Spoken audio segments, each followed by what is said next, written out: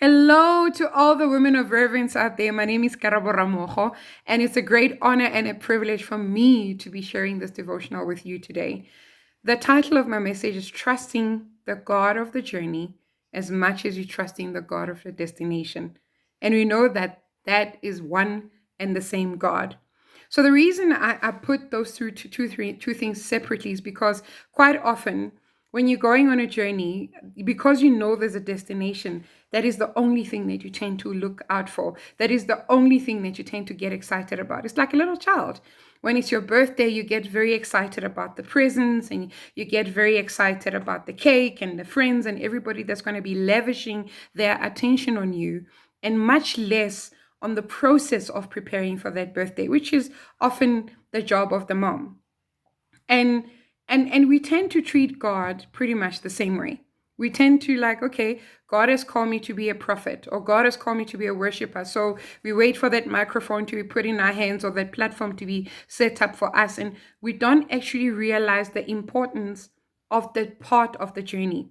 So if you think about David, the most important part of him becoming a king was him becoming a shepherd. And so sometimes we don't understand, we don't see the value of the journey and the things that we're going through. So we've walked away before the blessings that God has promised us were even realized, because it was like, but you know what, this is not how I saw it happening. I didn't see myself having to move churches. I didn't see myself losing a job. I didn't see myself living through a pandemic. I didn't see myself having a salary cut while serving a church. I mean, how can I'm doing the things of God? Why is this happening to me?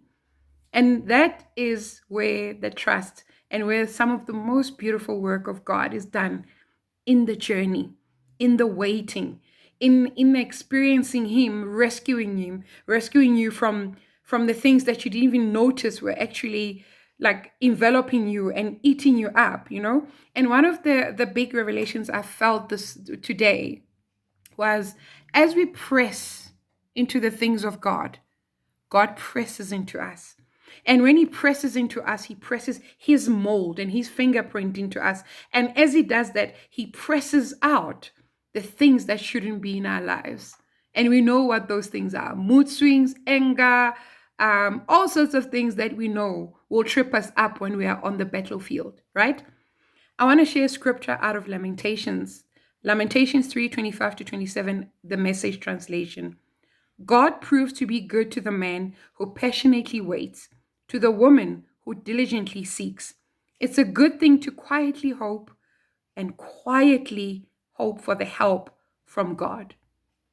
It's a good thing when you are young to stick it out through the hard times.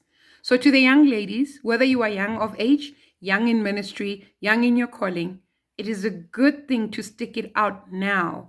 It is a good thing to let God and the faith to finish its work in you.